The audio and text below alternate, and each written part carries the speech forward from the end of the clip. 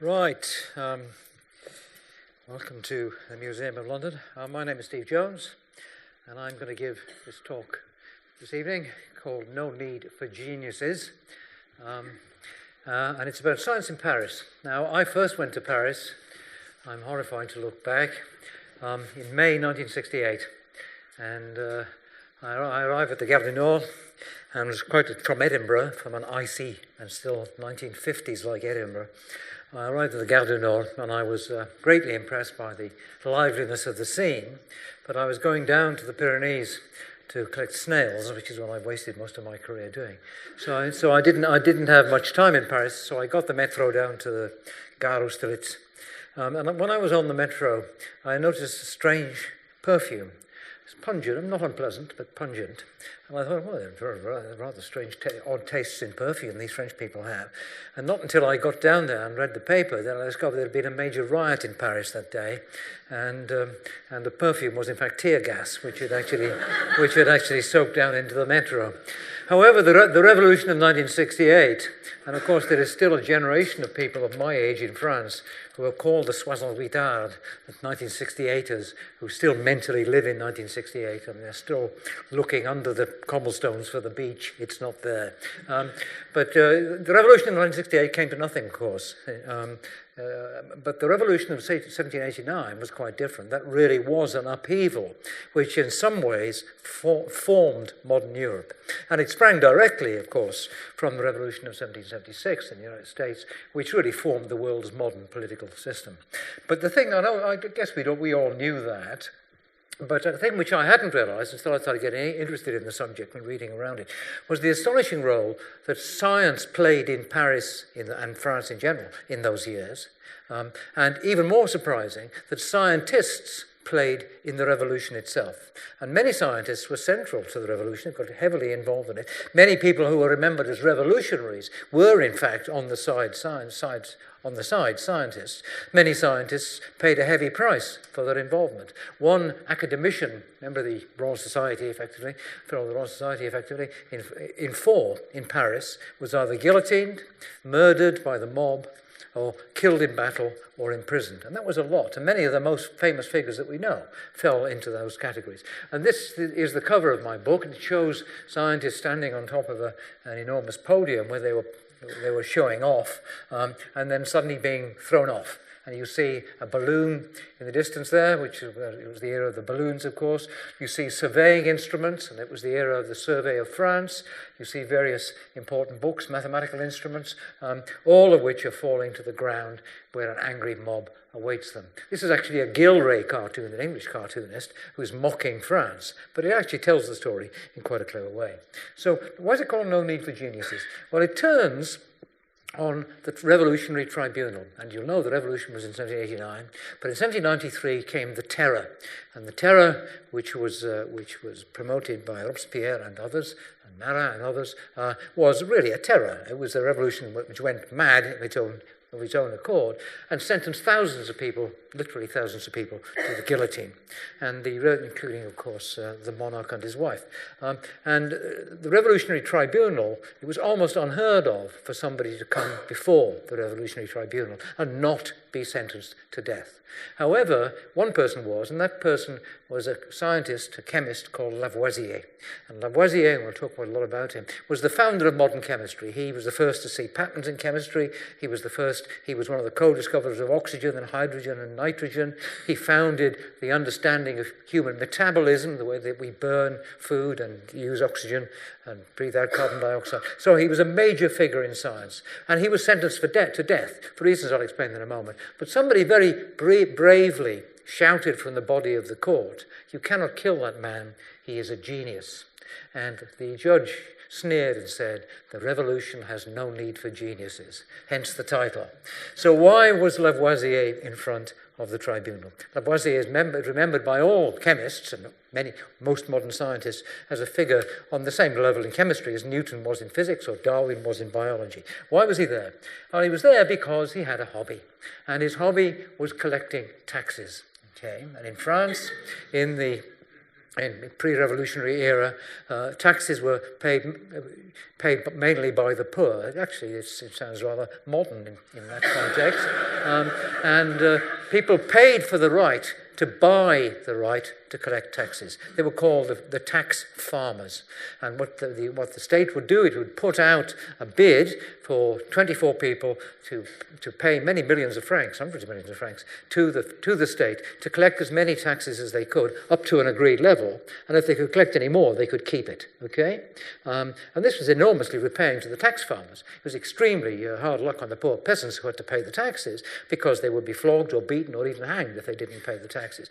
We have an exact parallel to that today, of course, with PFIs, private finance initiatives. That's exactly what that is. People are paying the state to borrow some money from it, and the state is paying an enormously inflated sum back to them, £40 to change a light bulb in a hospital and that kind of stuff. So that was the tax farm, and here was Lavoisier being mocked by a French cartoonist, being with a starving peasant in front, Lavoisier going out to collect his taxes. And Lavoisier made the equivalent of about £50 million in modern money during his career as a tax farmer. And the tax farm was very inefficient, as indeed many taxation systems are. And there were various kinds of taxes, one of the most repaying of which was called the octroi. And the octroi was the tax which people had to pay to bring goods into the big cities, to Paris in particular. If you were to bring any goods, food included, salt, all the essentials of life, into Paris, you had to pay a tax. And there was a wall around the centre of Paris. The Parisians still say, I live intramuros, I live within the wall. But it was very leaky, and there were all kinds of tricks that people paid. It wasn't really a wall. Many of them were just houses in a terrace, and somebody would buy a house, and what they would do is they would bring in goods to the back door of the house and take it out of the front door of the house and not pay any taxes on it. Another very good scheme, which was used by several people, was to make a wickerwork model of a servant and go out in your carriage and fill the servant with brandy and cigarettes and that kind of stuff, and come back and then unload the servant, and didn't pay taxes that way. Well, Lavoisier saw that was no good at all. So Lavoisier decided off his own bat that the tax farmers should build a proper wall. And here's the wall, built in 1784, the Enceinte de Paris, and there's the track of the wall. The red line is one of the outer defensive walls of Paris. The dotted line is the Enceinte des Fermiers Généraux, and it was impermeable. And you can see there's a little fragments of it on left, in the bottom left there. It's quite a solid wall. It's very difficult to get over that, carrying a bottle of brandy.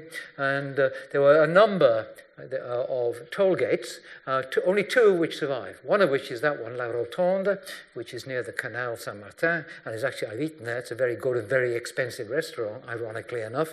But the people were infuriated by this, and in 5 years after it was built, they attacked the wall and burned down many of the tax toll gates. That was on the 13th of July, 1789. One day before the 14th of July, 1789, which was when, of course, they burned down the Bastille. Okay, so the Bastille was burned down. The monarchy fell. There was a revolution. There was for a time a democratic or semi-democratic government. Napoleon appeared. History happened. There was the events of 1870. There was revolution of 1848. It was a busy century, the 19th century. But 100 years after the revolution, in 1889, it was decided to build a monument to the event, and great arguments were made about what they should build. There was a short list of 6 buildings they would make. The one that came second to the top was a 300-metre model of a guillotine. They didn't build that, I'm glad to say. What they did build was, of course, the Eiffel Tower. And that's the Eiffel Tower, which was, for 40 years, was the tallest building in the world, and it's just reckoned it's just welcomed its 250 millionth paying visitor, and it's the most visited commercial monument in the world, and it was built by this chap here, Gustave Eiffel. Okay, and Eiffel was an engineer. He was a young, not very well-known engineer who had already built a number of very daring and radical railway bridges, and he put in a bid to build this thing. Now, he only had a 20-year lease, okay, and he felt that his building, which we all agree is a magnificent thing, although at the time it wasn't thought, his building should last for much longer than that, so he set out to turn it into a scientific laboratory. As he said, his tower will be an observatory and a laboratory such as science has never had at its disposal. Okay, and it's a striking building. If you look at it, it's made of wrought iron, which is light and strong. In fact, if you take the mass of the volume of air that is trapped within the tower, and you weigh the air, and air does in fact have a weight, of course. If you were to weigh that volume of air, the air would weigh more than the metal that went to make the tower. If you were to take, the tower is 25 meters square at the base, and if you were to take all the metal in the tower and melt it into the base, how deep do you think it would be? It would be 6 centimeters deep. That's all, okay? So it's an extraordinary work of engineering, and even in 100-mile-an-hour wind, the top only moves by about 6 centimeters. So clearly, Eiffel had a triumphant piece of engineering that the French are now, of course, very proud of it. So Eiffel set out to make his tower into a scientific laboratory, and he spoke specifically of memorializing the great scientists of the day of the revolution. And it did it in various ways. For example, there is inscribed on the tower the names of 72 scientists. I don't know whether you could read them. Some of them are perhaps more familiar than others, but there's Laplace, there's Cuvier, who was the founder of paleontology in revolutionary years, Laplace, who was an astronomer and mathematician and really gave us our understanding of the solar system. There was Lavoisier, the founder of chemistry, we already talked about. Ampère, the great electrician. That's just a few of them. There are many, many more. There are many more highly familiar names there. So what did Eiffel set various things up in his tower. The Eiffel Tower was the site of the world's first working wind tunnel. Okay, amazingly enough, it was in the base of the Eiffel Tower. There's the wind tunnel with the tower above it, and it was used in the very earliest tests of wings for aircraft flight. Okay, the Eiffel Tower was also the site of the first real research in aerodynamics. And what Eiffel did was to drop weights down long wires from the top of his tower and measure how fast they travel with the vibrating tuning fork, and what difference the shape and the size of the mass had when he was faced with air resistance. And here he is on his tower on the drop test experiment. And various other things were done at that time and then later. Amazingly enough, just 5 years after it was built, the first cosmic rays were discovered on the tower because Marie Curie had discovered radiation. People became interested in radiation, and people realized really quite soon that if you had a radioactive source here and you went 300 meters away down the road, the amount of radiation you measured would be less than on the source. And soon after the discovery of radiation, somebody had the bright idea of saying, all right, what happens if you have a radioactive source at the bottom and we climb 300 meters up to the top of the tower? Is it the same effect? And they expected it would be the same effect. But it wasn't. There was too much radiation at the top of the tower. It didn't decrease as much. What was happening? What was happening, in fact, was that cosmic rays were coming in from space, originating from the Big Bang, in the end, and they were discovered on the Eiffel Tower. The Eiffel Tower was the site of the world's first radio broadcast. It had, in 1906, it had a radio aerial put on its top, and messages were sent. And in 1914, the radio aerial was there, and it picked up some secret radio messages by the German army, which was then invading France, that they were planning an attack on Paris immediately, and famously, the French troops used taxis, Paris taxis. I'm sure they tipped the drivers well to get to the Valley of the Marne, where they held the Germans back. So the Eiffel Tower saved Paris. So it's done many things. Okay, and it's also become an image, an icon of Paris, of France itself. And there are various famous pictures of it, and this is perhaps one of the more famous. This is the tallest building in the world, the Eiffel Tower, struck by lightning in 1890.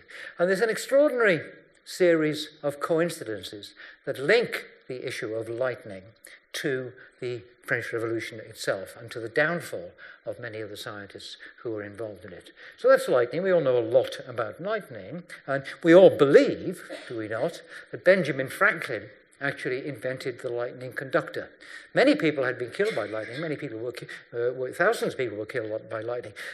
Paris passed a law forbidding bell ringers to ring the bells during lightning storms in case it was struck. Some people thought that the bells actually attracted the lightning. They were wrong there. But literally thousands of people every year were killed by lightning in Europe. Okay. Franklin famously is said to have put a kite up in the air with a key on it and a wet string which would carry electricity coming down. If that had been struck, he would have been killed instantly. So we know he didn't do it because he came back from the experiment. However, he had written a book called Experiments on Lightning in the City of Philadelphia. And in the book, he described this experiment. It would be an interesting thing to do. Now, Louis XV, the penultimate monarch of Paris, who was a highly intelligent man, as indeed was his son, Louis XVI, read this book and was fascinated by it, and he asked some of his scientists to demonstrate some of the ideas that were there. Well, the people involved, the scientists involved, Buffon, who was a naturalist, and Dalibard, who was a botanist, felt they better practice before they tried it in front of royalty. So they set up the world's first lightning conductor in what's now a western suburb of Paris, Marie-la-Ville, in 1752. And there it is. And at the bottom you can see a rather gingerly looking man in a cloak with an iron bar, a baton in his hand. And the idea was to wait until the storm clouds passed overhead and to hold this baton some distance away and see if any sparks crossed the gap. And the answer was yes, they did, whereupon the terrified experimenter, who'd been well paid to do this, ran away screaming. But that was the world's first lightning conductor. That was the first place where it was actually done. And now you can go to the Eiffel Tower, and you can look out over the landscape of Paris and the landscape of the tower itself, and see many other sites where world's firsts took place. And I'll just mention a couple of them before I get on to the main body of the talk. The site of the Eiffel Tower was where the world's first hydrogen balloon was set off. Okay, it was set off with hydrogen, and how to make hydrogen had been discovered by Lavoisier. You poured nitric acid onto scrap iron, and that generated hydrogen. That was the first hydrogen balloon from there. If you looked, if you looked across to the north, you see the Palace of the Luxembourg and its beautiful gardens. In revolutionary times, they only had one plant growing in them, and that was, there's the chap, Parmentier, holding the plant. It was the potato. Potato was not eaten in France before the revolution because people believed it either to be poisonous or suitable only for animal feed. Even in Britain, it was scarcely eaten in the 18th century. Some people thought it was either a medicament or even an aphrodisiac. There's a remarkable line in Shakespeare's Merry Wives of Windsor where Falstaff, who believes wrongly, of course, that he's persuaded two women to share his bed, looks adoringly upwards and he says, "Let the sky rain potatoes." Okay? And many Shakespeare scholars have been baffled by that. But basically what he's saying is, send me some Viagra down from the sky. Okay.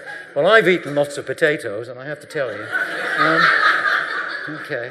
So that's the potato. The potatoes were first planted after the revolution in the gardens there, and they had a clever trick, which is to put guards on the garden during the day, and then remove them at night. So the peasants would come, the locals would come and steal the potatoes and plant them in their own plots, and the potato very quickly spread through France, vastly increasing French numbers and French health. Okay, so that was very clever.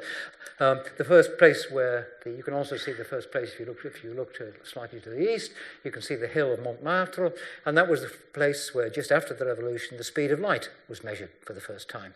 The person involved, Fizeau his name was, passed a powerful beam from his laboratory just south of the tower to the top of the hill of Montmartre, where there was a mirror where it was bounced back, and in front of his detection device in his own laboratory, he had a spinning wheel with cogs in it, and as he speeded it up and speeded it up and speeded it up until suddenly the light stopped coming back. And that's because in the microsecond it took to get to Montmartre and back again, the next cog had come into the view and blocked it. From that he worked out the speed of light remarkably accurately.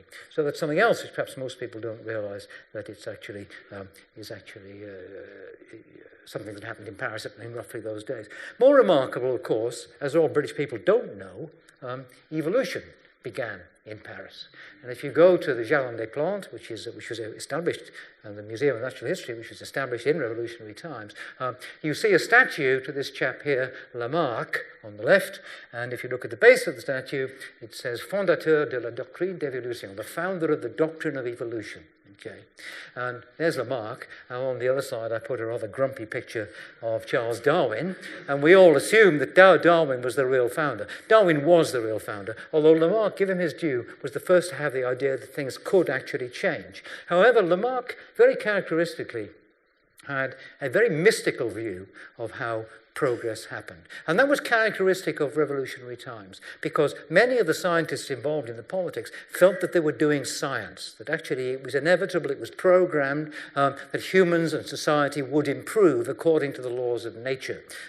Lamarck, for example, spoke of a power in life. De Tracy invented a word called ideology.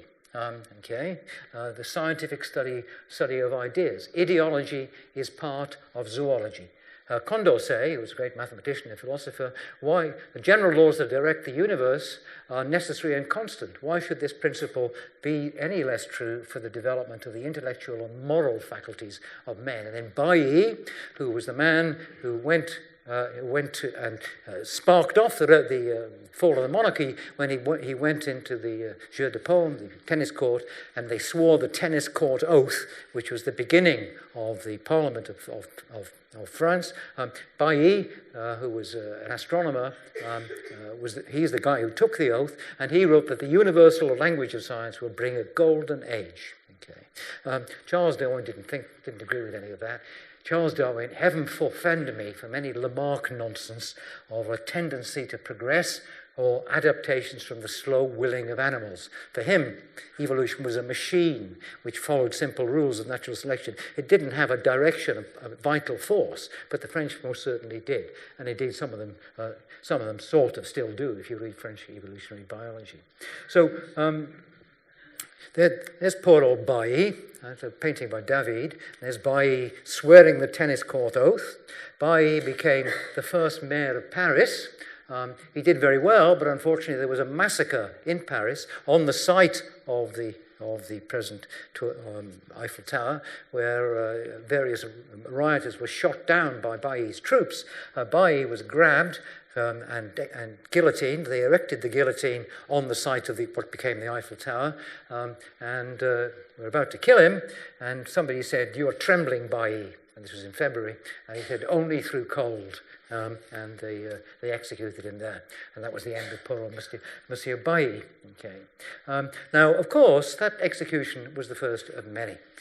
There's a well-known revolutionary who wrote from Newcastle on Tyne to his colleagues in Paris, just before the revolution proper, that 500 or 600 heads cut off would have assured your repose, freedom, and happiness.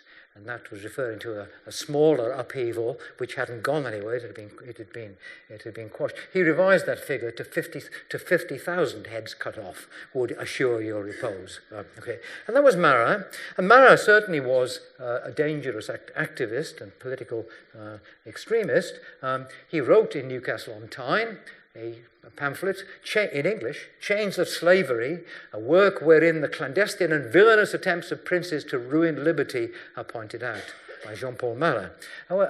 He also wrote some scientific stuff. He wrote two pamphlets. One's called an essay on gleats, and gleats are venereal diseases, non-specific urethritis, and the second, an inquiry into the nature and cure of a singular disease of the eyes. And he was a doctor, and he was quite successful. In fact, his treatment of urethritis was much better than what had gone on before. Instead of using a steel cannula to push it up the penis of the poor man being treated, he used a rubber one, which wasn't nearly as painful, but probably just as ineffective. In fact, the University of St Andrews gave him a degree. for having done that. Marat is a graduate of the University of St Andrews, but Marat had to pay for that. It was quite a common pastime in those days. Of course, that too has come back. It was quite a common pastime in those days. And Dr. Johnson, with his usual weight, said the University of St Andrews is getting richer by degrees. And I'm kind of tempted to say that myself about University College London and many other such places. So he was a scientist, and he was quite an effective scientist. He developed something that he called the solar microscope. He went back to Paris just 3 years before the revolution, and he became interested in Newton's refraction prism experiments, and he disagreed with Newton. He felt that Newton got it all wrong, and he wrote angry books about Newton, which got him into trouble. He invented this solar microscope in which the sun came into that mirror and then came through the microscope and made images on the wall. Okay, and he felt that he found a caloric fluid, because he found that if he had put flames in that flame, you could see sort of wobbly stuff coming up from the flame, which we know to be hot air. But he thought that was the magic stuff that's called phlogiston, which was released by burning objects. That was disproved by Lavoisier, actually. And he did more than that. He actually did quite a lot of electrical work, and actually Marat did experiments which he published in an obscure place on electrocuting a frog and making it jump 5 years before the famous Italian Galvani did the same thing. And he felt that electric sparks and lightning were in fact a fluid, and that's a diagram from one of his writings about lightning. So he was really quite an effective scientist. I think he was wrong about lots of things, but he certainly saw himself as a real scientist. He became very embittered because he was never invited to become a fellow of the Royal Academy of Sciences. And I know lots of my colleagues who secretly are very embittered because they've never been asked to be fellows of the Royal Society. And I can smugly say, well, I'm a fellow of the Royal Society. It's made no difference whatsoever to me, except having to pay £200 a bloody year for nothing. Okay. So he was very able. And in the end, of course, he was murdered in his bath. And that's a portrait by David of Marat stabbed by Charlotte Corday, who came in and killed him because her relatives had been executed on his orders. And he's painted as a hero and a saint, but he was very far from that. Now, so that brings Marat into the world of science, and there's somebody else who's also rather surprising, was brought into the world of science. In the 1770s, people began to think about putting lightning conductors on buildings. And this was very, very unpopular because many people argued that the lightning conductors would attract thunder from all over France. Okay? In the Americas, they were blamed for earthquakes as well. But I think it was even less likely. And in Saint-Omer, which is in northern France, somebody called Vicery de Beauvalier put a complicated lightning conductor on his roof, and there were immediate riots and rows in a very French way, demanding that he take it down. And the citizens of Saint-Omer rioted against the lightning conductor. He refused to do it, and it went to court. The city took him to court to force him to come down. And the discussion went on for on and on, and it became a kind of a cause célèbre in Paris. All the physicists in Paris talked about it. Goethe mentioned it in his writings. It was talked about in the Royal Society of London. But the case went on and on and on, and the lawyer in charge was very ineffective, and he couldn't explain the science. And he hired a young assistant who went straight to the centre of the issue and said, look, let's not bother ourselves with all this science, all this theory. Theory is worthless and useless. All that matters are the observations of sensible men, of course. Has anybody ever seen a lightning conductor attract lightning from outside? Has anybody ever been saved or killed by a lightning conductor? And there were only 11 conductors in the whole of France at the time, and they hadn't. And so he said, in that case, it's okay, stop making a fuss about it, leave it there. And he wrote a long judgment, which he sent to Benjamin Franklin, the American who living in France, and the name of that individual was Robespierre. And that was Robespierre's first legal case. And he was a young man, and it made him famous. He was elected to the Academy of Arras, and from that he climbed upwards to the highest levels of the French political system. So he got into politics through science. Right? Now, he was instrumental in the Terror. Terror is only justice. Okay, sounds a bit like our Home Secretary here. Consequence of the general principle of democracy applied to the most pressing wants of the country. He paid the price, needless to say, because he himself was arrested and threatened with execution. He tried to commit suicide with a pistol, but he only succeeded in blowing his jaw away. And the following day, he was executed. There's the execution of Robespierre, and there's his death mask. So that was Robespierre also involved. And Robespierre was the person behind the prosecution of Lavoisier. People had gone to Robespierre and said, you can't kill Lavoisier. I mean, he's one of the most famous scientists in the world. And Lavoisier lost his temper and had threatened to kill the people who came to see him. So that was the end of Lavoisier. So it's all sort of tied together, all right? And it's tied to another field of human observation, which is Lavoisier's work, not particularly on chemistry, but on physiology. And this is Lavoisier and his wife in the laboratory, painted again by David. And it's an absolutely wonderful painting. It's said that the painting of those glass vessels is the best painting of glass ever made. It's in the Metropolitan Museum in New York now. And there's Lavoisier with Madame Lavoisier, who he married when she was only 15, and she was his assistant, more than his assistant, and she helped him carry out many of his experiments. Now, Lavoisier famously had done an experiment which caused a sensation. He'd erected a burning glass outside the Louvre on a sunny day with two powerful lenses and a big, complicated apparatus like this, which concentrated the rays of the sun onto a diamond. Okay, and within a few moments, the diamond disappeared. Now, that, of course, was completely baffling. But what, of course, had happened was the heat of the sun had caused the carbon in the diamond to combine with oxygen in the air and to blow away. And this, of course, greatly alarmed the fashionable ladies walking past who walked a little faster as a result. But that was part of Lavoisier's demonstration that all substances were made of things that later became called elements that could combine and be broken apart in different ways. And that was really was the foundation of chemistry. And Lavoisier went further than that because he applied the idea of burning to human metabolism.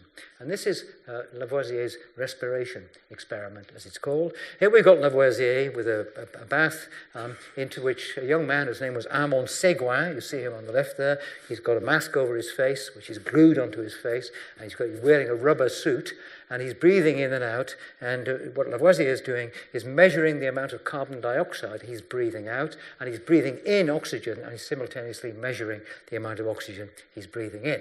Okay, and he did that at rest. He did that after a meal.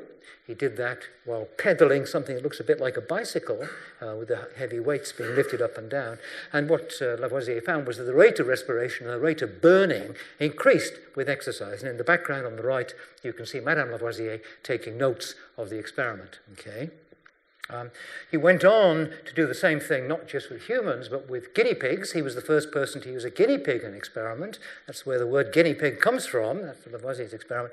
And he and his colleague invented what he called a calorimeter, which is a box filled with ice. They put the guinea pig in there. They measured how much oxygen it breathed in, how much CO2 it came out, and how much heat it generated by measuring the amount of water that dripped out to the bottom of the ice. And Lavoisier summarized his results in his elementary treatise of chemistry, published in the very year of the Revolution, 1789. The animal machine is governed by three types of regulators: respiration, that consumes hydrogen and carbon and furnishes heat; digestion, which replenishes that which is lost in the lungs; and transpiration, that increases or diminishes with the necessity to carry away more or less heat. Transpiration being both sweating and breathing out warm air. Okay, so that was Lavoisier's interpretation of human physiology. Almansa Guan, the man in the iron mask, went on after the death of Lavoisier to discover opium, to invent a new method of tanning skins for the Napoleonic armies, and he became extraordinarily rich. But Seguin actually was at the very beginning of modern pharmacology, with the discovery of opium, of various other chemicals at just that time, including strychnine. All of those are discovered in Paris. Okay, as we'll see in a moment, all these come together in a rather French event. And that French event is the Tour de France. And the Tour de France has an interesting and uniquely French origin, because it began as an anti-Semitic gesture. It was a political gesture, the Tour de France. There was a magazine, the Vélo, which was a rather liberal magazine about bicycles, okay? Because bicycles, of course, were becoming very popular in 1903 when the Tour began. And one of the advertisers in that magazine was a furious anti-Dreyfusard. And here's Dreyfus, the Dreyfus Affair, and Dreyfus was a Jewish soldier who was accused of treason. And it was a completely false accusation, but he was humbled in public. He was sent to Devil's Island. His sword was broken. And famously, Émile Zola wrote a furious letter saying this was totally unacceptable. After some years, Dreyfus came back. But it was at the centre of French politics for many years. And the publisher of this magazine was a liberal, which infuriated one of his richest advertisers, who pulled out all his advertisements from the magazine and started a magazine of its own, which was called L'Auto. Okay, and he had a publicity stunt, which was to set up a tour of France. And it happened in 1903, and of course it's gone on since then, ever since. And since then, of course, it's become deeply involved in cheating of various ways. This is one of the early cheats. He was in the first tour, and he took the train for one of the... he almost got away with it. But they found the train ticket in his pocket. All right. He looks like a bit of a rascal. However, his successor, Lance Armstrong, seems like a decent, wholesome, all-American boy. But of course, he was a complete cheat. In fact, sometimes everybody in the tour was cheating, and they were cheating with drugs, and they were cheating with the drugs and with the knowledge of physiology, which had been worked on in revolutionary times. Many of them used opium, which didn't do him any good, apart from make him constipated. Some of them used strychnine because it was thought to be a muscle stimulant, and that doesn't work either. But they also did things like give themselves blood transfusions to push up their oxygen levels and that kind of stuff. Okay, and all that has now come out into the open air, and may well, in some ways, mark the end of the sport of athletics, unless something drastic is actually done, like cancelling all the present records, which people are now talking about doing. And that too has a tie with Lavoisier, because Lavoisier pointed out that one of the things which was demanded if you were to do intense exercise, like lifting weights up and down, was more oxygen, heavier breathing, and the ability to lose heat. And famously, Tom Simpson, an English writer, on Mont Ventoux, which is a tremendously hot, blasted, open place where they ride up the mountains, he had taken drugs. He'd taken drugs the evening before, and he went up there and collapsed of heat stroke, and that's him dying of heat stroke. And his last words were, "Put me back on my bike." And if you go up there now, I've never actually seen this, although I've been to Mont Ventoux, there's a monument to the man who died of heat stroke. And the irony is that now we understand so much about physiology, we understand a great deal of what's happening behind these extreme sports events, and in a way that descends from Lavoisier and his colleagues, and in a way also that descends, as we'll see at the end of the talk, from some of the philosophical issues that were raised at the time of the years of the guillotine. The other great race, of course, is not the Tour de France, which is new, but the marathon. And the marathon is 2,000 years old, and it, of course, is named after the great run from Marathon to Athens by Phidippides, who ran there with news of a victory over the Persians on a hot summer's day, and collapsed and died of heat exhaustion after he had shouted, "We have victory." That's what they say anyway, they're sticking to it. And the Paris Marathon is a big event, the 5th biggest in the world. And they take the same route as the Tour de France at the end, but in the opposite direction, and they go underneath the Eiffel Tower, as they do. Okay. And what marathons have done is to show us that actually there are differences in individual physiology, individual abilities to deal with oxygen shortage, with heat and the like, which mimic those which you can generate with drugs. and in some ways are more effective than those you can generate with drugs. And that's been known in animals for quite some time. If you climb to the height of Everest, the amount of oxygen in the air drops to a third of what it is at the bottom. And there are almost no animals who can survive on the top of Everest, apart from one, which is this thing called the bar-headed goose. There are some in Green Park. They're not flying over the top of Everest. It's an Indian bird. And every year they fly over Tibet at 30,000 feet and more with absolutely no difficulty. How do they do that? No other bird could do that. They have a shift in hemoglobin. They've got a special hemoglobin which can soak up more oxygen than other birds' hemoglobins are, and they also have bigger lungs, and they also have more effective muscles, denser muscle fibers. So these birds have evolved to deal with low oxygen levels. And so, of course, have other warm-blooded animals, including the people of Tibet themselves, people of the Andes, and those of the Amhara Mountains in Ethiopia and the Kenyan Gen mountains in Kenya. Okay? And these are some of these people, and if you test them, it turns out that in their different ways, these individuals are more able to deal with oxygen shortage than are people from the lowlands. They do it in a different way. The Tibetans do it by altering the extent to which their blood vessels open, so they can move a lot more blood through the arteries. The Andeans do it with more hemoglobin. And the Andeans haven't been there as long as the Tibetans, or so it seems, because the Andeans still suffer from mountain sickness. And they suffer from a problem, which is if you've got so much hemoglobin, so many red cells, they can as it were, get clogged up and cause you real problems. But one of the main winners in this year's, or the winner this year's Tour de France was himself, an Andean. Okay? So there are biological differences between these people. And it's not just in oxygen sensitivity, it's in the ability to withstand pain. And this is a colleague of mine works on pain, and it turns out that people with an African background, for reasons we really don't understand, are more able to stand intense pain than people of a Hispanic, European that is, or Asian background. Okay, and there are more differences too. The heat thing is that really counts. Pheidippides died in 490 BC, and the Sun in that day published a headline, typical headline, "Maniac killed by 25-mile run, copycats warned over marathon suicide dash." This was actually the Sun's attempt to produce an educational book, and it wasn't really as bad. And here we've got the Pietri in the first Olympic marathon. The poor guy was so exhausted and so much had heat stroke that he took the wrong turn in the stadium and went the wrong way around. And here they're helping him to the finishing post, and of course the medal was taken away from him, rather sadly. But he was heat exhausted. And heat exhaustion is a major issue when it comes to marathons or any other sport.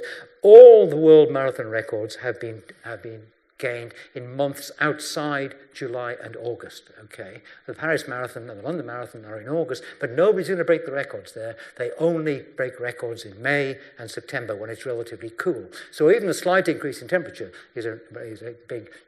causes a big demand. And there is one group of athletes who now, of course, dominate the world of the marathon. In 1948, there was only one African in the top 25 marathon runners. Then as you go on to 2012, every single one is of African origin, and 21 of those 25 all come from a small part of Kenya, which is Kenyan Gen, which represent, so it's not 21, sorry, it is 21 of the top 25, it's a fifth of the top 100. The Kenyan Gen represent 1 in 2,000 of the world population, and yet they're 1/5 of top marathon runners. And if you look at them, they've got better heat loss through body build, they've got low oxygen genes, their basal metabolic rate, the rate at which their body takes over, is relatively low. They tolerate higher body temperatures because they've got lower pain sensitivity. You can see that all these things have a lot to do with their success, and if you look at them, if you look at any great runner, you'll find that they've got long, spindly arms and legs, which gives them more mechanical advantage and also helps them to lose heat. Okay. So these guys are winning, and they win because they go in for it because they get a lot of money. You can get enough to keep your family for a lifetime if you win an international marathon. So these people are highly motivated as well. Now, So that's genetic. All these, we know the genes behind this, and we're beginning to find the genes behind heat sensitivity, behind the ability to deal with oxygen shortage and the like. But everything has now changed in genetics in a way, of course, which you've heard, no doubt, because genetics, running DNA, has in effect become free. This is the cost of reading the human genome from one end to the other. It's 3,000 million DNA letters. Okay, there are 4 letters, A, G, C, and T. We've all got 3,000 million of those letters in every one of our cells. If any one of you, struck dumb by boredom through this talk, were to rush out into the main street outside there, that dreadful roundabout, and be struck by a speeding bus, or more likely a speeding bicycle, I would say, and squashed entirely flat, the DNA in your body would stretch from the damp patch on the pavement that used to be you to the moon and back 8,000 times. Now that's a lot of DNA, okay? But we can read, that's because there are trillions of cells in your body, each of which has got 2 meters of DNA in it. But we can read that now. And I remember when people started talking in the year 2000 about reading off the whole of human DNA, all us geneticists thought, what a load of rubbish, what a load of waste of money. Of course, that's because we weren't involved in doing it. And the US government and the Wellcome Trust, not the British government, the Wellcome Trust, put aside $100 million to do the job, okay? And they basically spent most of that $100 million. But technology of reading the DNA off has expanded at the most astounding, almost unbelievable rate. The solid black line there is what's called Moore's law. And what that does, it accepts the fact that the price of, every year, the price of computer chips halves and the speed of computer chips doubles. And that's been true consistently for the last 15, 20 years, okay? And that's pretty impressive. DNA sequencing, in the year 2000, it cost $100 million. By 2006, it was down to $10 million. By 2013, it was down to $1,000. This year, it's down to $100, and at this rate, it'll be down to $10 before 2020. So you'll be able to read DNA, human DNA, for effectively nothing.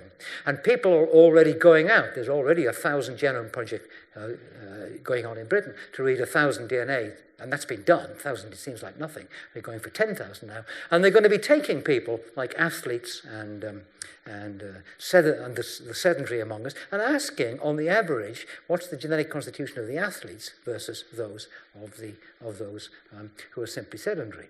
And they're going to find them. And here's one they found, which is an enzyme called angiotensin converting enzyme. And this is one of these enzymes that alters the ability to soak in oxygen. It does lots and lots of other things too. And it helps you soak in oxygen. It's important in medicine because if you've got a feeble version of it and you're having difficulty breathing, you're considerably worse off than you would otherwise be. And like lots of these enzymes and genes, it's present in different flavors in different people. In fact, about a third of the people in this room have got a version of that enzyme, the ACE gene as it's called, which has inserted into it, in red there, 2 copies of an insertion, as it's called, with an extra length of DNA. Another third has got 2 copies with two lengths of that section of the enzyme with no insertion, and the rest of us have got 1 copy of the insertion. And it turns out that your ability to deal with low oxygen levels, either after an asthma attack or after damaging your chest in a car accident, is strongly related to what your genotype is there. And this was work which began at UCL, a friend of mine called Hugh Montgomery, who himself is a maniacal athlete. He's getting on a bit now, he's in his late 50s. But in his youth, he was a major athlete. He was a major semi-professional alpine and Himalayan climber. He was a free diver who dived down deep into the water. He had his own light plane. He writes children's books that sell hundreds of thousands of copies. In fact, it really annoys me every day. That's another story. Okay. But Hugh's great desire, he's been up Everest several times, but he's never done it without oxygen. He's never done the bar-headed goose experiment. So he set up at the base, oxygen base, at the Everest base camp. There is a UCL laboratory now, where they test people who've gone up and come down and ask various questions about them. This is what he found. We look at the top here. Here's the ACE gene.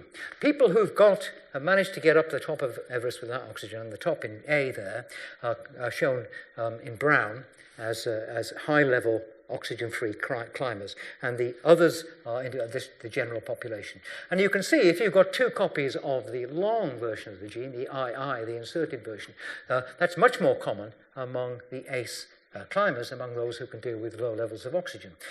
Hasn't yet been done on marathon runners, but I'm willing to bet you'll find something if you do it.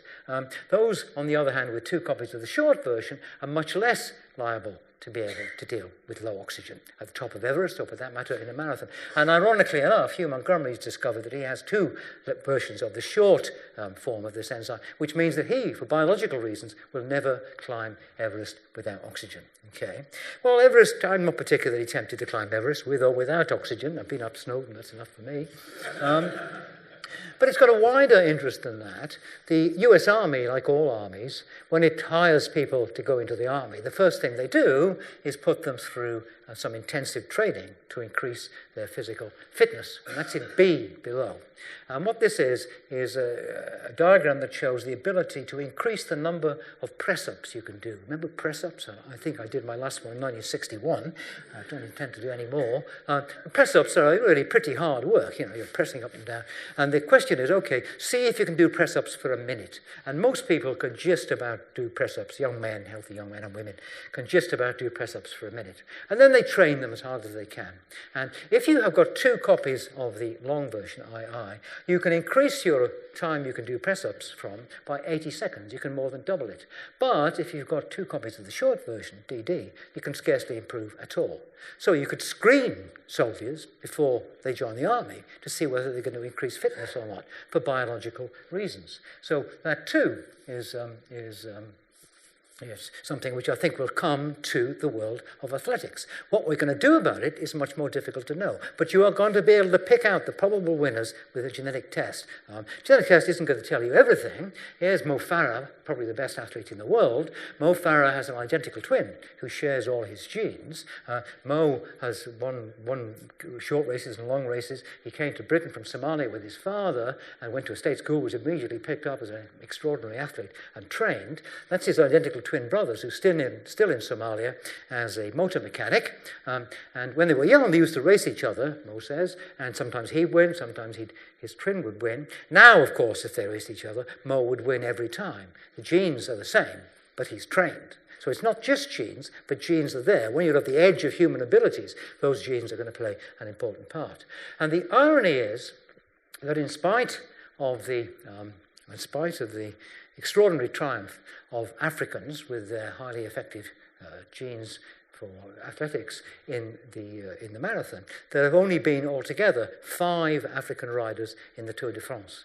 This year there were 3 of them in an African team, which came mainly from South Africa. It was a mixture of whites and blacks. They didn't do all that well, but that's because the Tour de France demands absolutely top-rate equipment, very expensive and lengthy training and the like, which they couldn't do.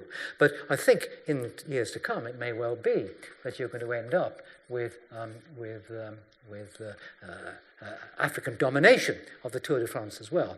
And that leads to some very interesting questions. In horse racing, for example, where exactly this effect is present, if you do particularly well for biological reasons, what happens? You're actually you're handicapped. You have to carry little weights to slow you down. Is it going to be the case that Africans are going to have to carry weights in their pockets to slow them down to give Europeans a chance? I don't think so, but it opens up some interesting questions, because people who abuse drugs to improve their biological abilities are universally sneered upon, okay, and disapproved of. But if people use natural variation, how is that different? In many ways, it isn't different. Are you going to match people for their genes before you allow them to race? Does everybody have to be an identical twin in a race? I don't think that's going to happen either. But actually, Conductor, who was very active behind the revolution and was a mathematician and surveyor and philosopher, he stated in his very extensive writings that the claim that any human group is of its essence less or more blessed with particular abilities than others is an attempt to make nature herself an accomplice of political inequality. And that's an interesting thought, 200 years before its time, really, where he realized that actually there were biological differences, but we mustn't use them in our decisions about people's, particularly in politics. He used that as an argument that women should have the vote. He didn't, on the other hand, use it as an argument that women should be allowed to stand for election. That was going too far. And in the end, he was murdered in prison during the course of the revolution.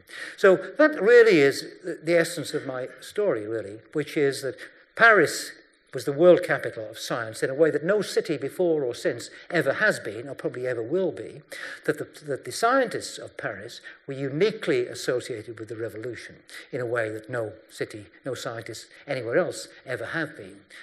And really, I think we can learn some important lessons from their experiences. After the revolution was over, those who survived came back, and many of them made astonishing progress in the world of politics. Arago, who was a geographer who mapped France and did the first survey of Europe, became prime minister. Carnot, who was a physicist, was minister of war. Chaptal, who invented bleach, who was a chemist, became minister of the interior under Napoleon. And various chemists, explorers, botanists, herpetologists, mathematicians, including Lagrange and Laplace, two major figures, all became senators in the French Senate. So really, even after the revolution, France was a land of scientists. Now, that didn't necessarily, of course, mean that France turned into a great political triumph, because it had revolution after revolution. It had the Napoleonic Wars, which sparked off. It had the Revolution of 1848, which was sparked off by a famine more than anything else. It had the Commune of 1870. So things can go wrong. And on this side of the channel, of course, scientists had never played that role. Mrs. Thatcher was a scientist, or so she claimed, but I find that hard to believe. Scientists had never played that role at all. She didn't finish her PhD, so she isn't a real scientist. Okay. And actually, you can see that, because here's a man who made an astute summary of that. Scientists should be on tap and not on top. And given the events of the century after the French Revolution, before the building of the Eiffel Tower, I think he was probably right. So I'll stop there. Thank you.